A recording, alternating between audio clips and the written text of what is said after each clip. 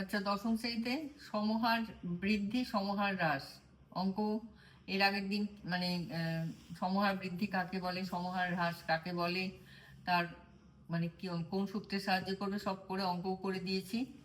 আজকে আরো কিছু অঙ্ক করে এই চ্যাপ্টার শেষ করে দিচ্ছি।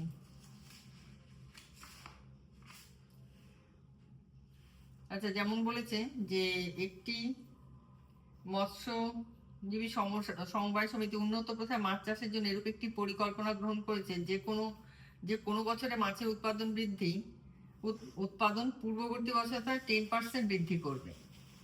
বর্তমান বছরে যদি ওই সমবায় সমিতি 400 কুইন্টাল মাছ উৎপাদন করে তবে 3 বছর পর কত উৎপাদন হবে। এটা ওই একই সূত্র প্রয়োগ করে এখানে পি হচ্ছে 400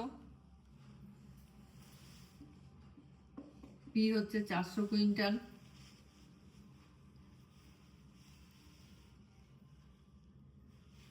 আর হচ্ছে 10%, এন হচ্ছে 3।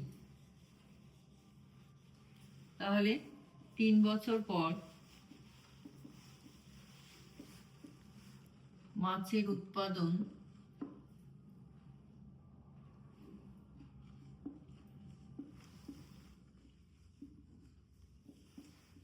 400 ইন্টু 1 প্লাস 10 এর 103, তাহলে 400 ইন্টু 11/10,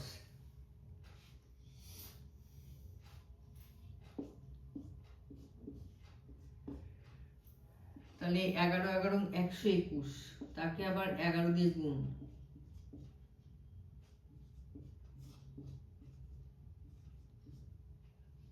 তাকে 4 দিয়ে গুণ,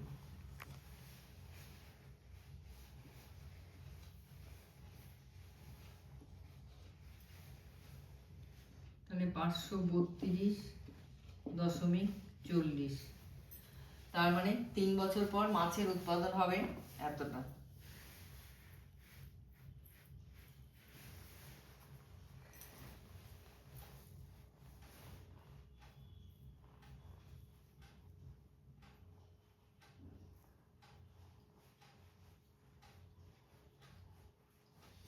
আচ্ছা, 10 অঙ্কটা দেখো, কোনো এক জেলার সমস্ত মাধ্যমিক শিক্ষা কেন্দ্রের বর্তমান শিক্ষার্থীর সংখ্যা 3993 জন। প্রতি বছর বিগত বছরের তুলনায় 10% শিক্ষার্থী বৃদ্ধি পেয়ে থাকে। তাহলে 3 বছর পূর্বে ওই জেলায় সকল মাধ্যমিক শিক্ষা কেন্দ্রের শিক্ষার্থীর সংখ্যা কত ছিল। এরকম অঙ্ক এর আগের দিন করে দিয়েছি, আজকে আর একটা করছি।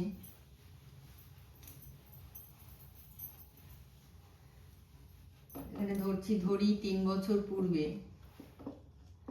3 বছর আগে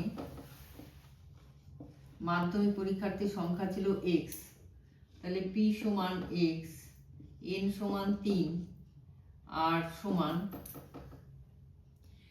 10। তাহলে বর্তমানে 3 বছর পর বা বর্তমানে মাধ্যমিক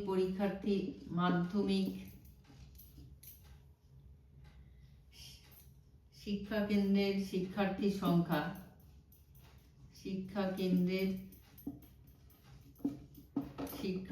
সংখ্যা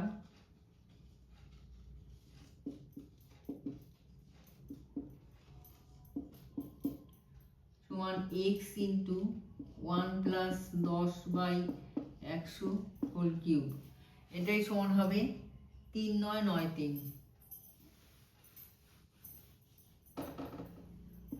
তাহলে x ইন্টু 11/10 ইন্টু 11/10 ইন্টু 11/10 সমান 3993। তাহলে x সমান 3993 ইন্টু 1000 বাই 11 ইন্টু 11 ইন্টু 11,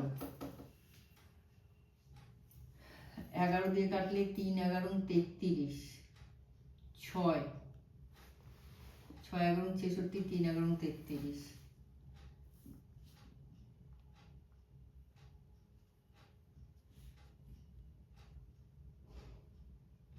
আবার 11 দিয়ে কাটলে 3 11 33, 3 11 33, 11 দিয়ে 3, তাহলে 3000।